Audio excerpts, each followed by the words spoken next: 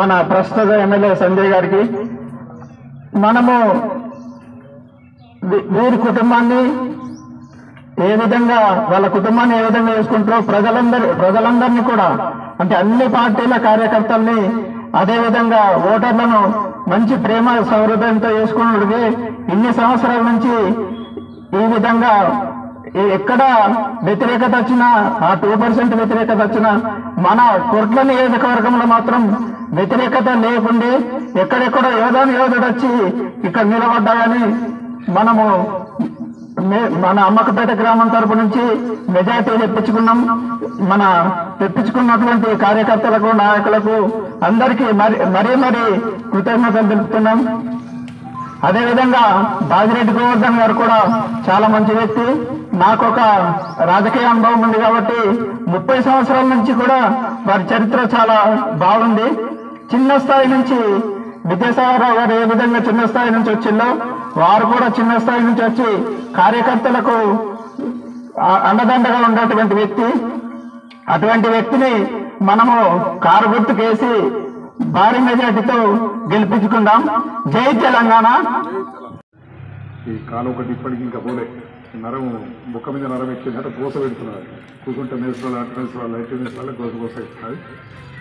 దాని నుంచి దవాఖానపల్లి మండలంలో 3 రోజులు రాజకీయ భిక్ష పెట్టింది ఇదే మండలం.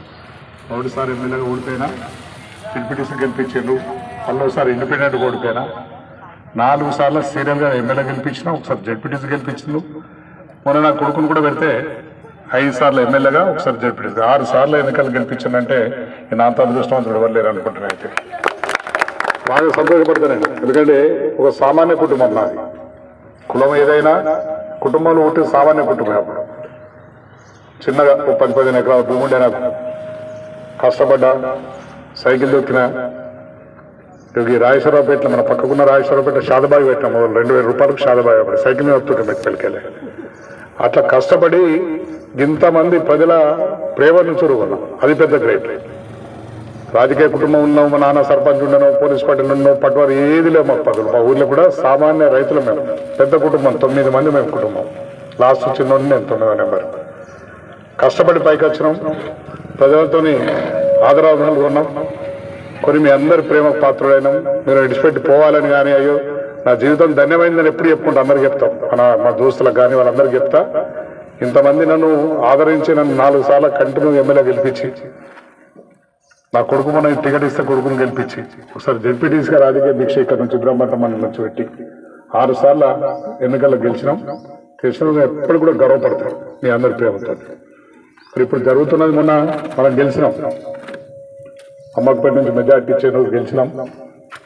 కానీ మన ప్రభుత్వం 1.8% మనం ఓడిపోయాం. ఇంకొక 10-15 సీట్లు వస్తే బయటపడుతుంటుంది. సార్ అందరిని నమ్మి నేను నమ్మినట్టు నేను కూడా మీరు అందరినీ నమ్మిన అన్ని పార్టీలు ఓడెత్తారని పనిచేసి పెట్టాను. నా పార్టీ కాదు అని తిరుగుతుంది. మా నాయకులు తిరుగుతుంది. సార్ అని మన పార్టీ కాదు మన కోటేయడానికి పనిచేస్తాం. పోనీ మన ధర్మం. ఎందుకంటే కొరట్ల నియోజకవర్గానికి ఎమ్మెల్యే నేను. నా కేసిన వాళ్ళు 80,000 ఓట్లే కావచ్చు, 70,000 ఓట్లే కావచ్చు. కానీ మనకు నియోజకవర్గానికి నాయకుడిని కనుక అందరిని కాపాడాలని చెప్పి కాపాడినా పోయేటోడు పోతున్నాడు. అవసరానికి వచ్చాడు.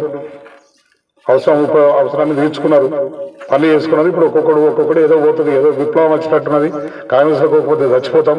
వరదకాలం బాగా నిండొచ్చినట్టు ఎండిపోయింది. బాగా నిండొస్తుంది అలా వర్తం కావచ్చు అని స్పీడ్లో కొంతమంది పోతున్నారు. భయపడద్దు. ఉన్నోళ్ళే మన కుటుంబం, ఉన్నోళ్ళే మన తోటోళ్ళు. మనతో మన రక్తం పంచుకొని పుట్టినోళ్ళు. ఇలాగే చెప్పాలంటే తెలంగాణ రక్తం పంచుకొని పుట్టిన వాళ్ళు ఇప్పుడు ఉన్నోళ్ళు. తెలంగాణ ఉద్యమం చేసినాం. మీరందరూ తెలంగాణ ఉద్యమం చేసినాం. తెలంగాణ సాధించుకున్నాం. మా ప్రెసిడెంట్ మంచిగా చెప్పాడు. అందరితోనే వచ్చింది తెలంగాణ. నేను ఒక్కరినో కేసీఆర్ కొట్లాడతాను. మనందరం గ్రామానికి గదిలాం. తెలంగాణ కాలం పోరాటం చేసినాం. తెలంగాణ వస్తే ఏం జరిగిందన్నది 10 ఏళ్లలో చూపించండు కూడా తెలంగాణ వచ్చిన తర్వాత. అటువంటి నాయకులు పట్టుకొని ఇవాళ మహాత్మా గాంధీ గారు భారతదేశాన్ని స్వతంత్రం చేస్తే 2 చేతులెత్తి దండం పెడుతున్నాం ఆయన. ఇవాళ తెలంగాణ తెచ్చిన వ్యక్తిని పట్టుకుని వాడు రన్నా అంటాడు. వాడు నోటుకు వచ్చిన మాట ముఖ్యమంత్రి. పేరుకలు తీసేస్తా అంటాడు, కింద పడేసి తొక్కుతా అంటాడు, లేకపోతే నీ చెడ్డిప్పి కొడతా అంటాడు. ఇక మాట్లాడాడు. కరెక్ట్ చెప్పాడు మా అధ్యక్షుడు అయితే బరాబర్ చెప్పాడు. ఎందుకంటే ఒక్కనాడు తెలంగాణ అంటే పడి తెలంగాణకు వ్యతిరేక కదా. అప్పుడు తెలుగుదేశంలో మనం తెలంగాణ ఉద్యమం చేసినప్పుడు తెలుగుదేశంలో చంద్రబాబు నాయుడు శిష్యుడు. ఇప్పుడు తెలంగాణ ఒక్కడంటలేడు.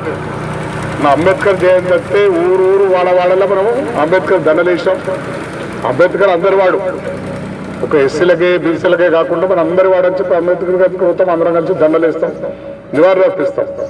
అటువంటి అంత పెద్ద విగ్రహం పెడితే ప్రపంచంలో ఉన్న హైయెస్ట్ విగ్రహం మన దగ్గర అంబేద్కర్ విగ్రహం అనేది మన ప్రపంచ దేశంలో అంత పెద్ద విగ్రహం లేదు. అటువంటి విగ్రహం పెడితే ఒక దండే లేదు తీసుకుపోయి గేట్లు బంద్ చేసారు. పబ్లిక్ వచ్చి అయ్యో ఇవాళ అంబేద్కర్ జయంతి కదా చూస్తామని చెప్పి ఎంతోమంది వస్తే గేట్లు బంద్ చేసి పెట్టిన కనుక ఇంత అలంకరణ లేదు, ఒక దండ లేదు, ఏం లేదు. క్రెయిన్ పట్టి వేస్తారు దండ, హైట్ మీద ఉన్న కనుక క్రెయిన్ పట్టి దండ వేస్తే కింద మనం పోయి నివారణ అర్పిస్తాం. ఆయన కింద పోయి దండలు వేసి చేసి ఒక కొబ్బరికాయ ఒకటి దండం పెట్టేస్తాం. ఆయన అటువంటిది ఇవాళ ఒక దండ వేసే ముఖాన్ని కూడా వీరికి లేదు. అంటే గంత వ్యతిరేకం అన్నట్టు. ఏమనంటే నీ ఆన్వాల్ లేకుండా చెప్తా, అంబేద్కర్ ఈయన పెట్టాడు కదా ఆన్వాల్ లేకుండా, మరి సెక్రటరియట్లో కూర్చుంటున్నాడు కదా, అంత పెద్ద సెక్రటరియట్ కట్టాడు, పాత సెక్రటరియట్ వేసి అంత సెక్రటరియట్ కట్టాడు. ఇలా యాదాద్రి కట్టాడు, ఏదో చిన్న ఉన్న యాదాద్రిని అంత పెద్ద బ్రహ్మ ఆడు పోతే ఆనందం అనిపిస్తాడు. అంత యాదాద్రి అంత పెద్ద యాదాద్రి కట్టాడు. ఇలా కరెంటు తెచ్చాడు, నీళ్ళు తెచ్చాడు, మరి నీళ్ళు ఆ కాళేశ్వరం కూరగొట్టే ప్రయత్నం చేస్తున్నాడు. అది కాళేశ్వరం ఏం లేదు, మీరు ఎప్పుడైనా వీలైతే నేను పంపిస్తాం చూసారు. మీరు బ్లాక్లు వేస్తాం ఎక్కడ, నేను కాంటాక్ట్ చేసాడు, నాకు అనుభవం. బ్రిడ్జ్లు ఎన్నో బ్రిడ్జ్లు కట్టాడు. ఇప్పుడు ఈ వాగ్ మీద బ్రిడ్జ్ కూడా మేమే కట్టాను. ఇప్పుడు ఏది కెనాల్ మీద బ్రిడ్జ్ కూడా మన వరకాల బ్రిడ్జ్ కూడా మేమే కట్టాం.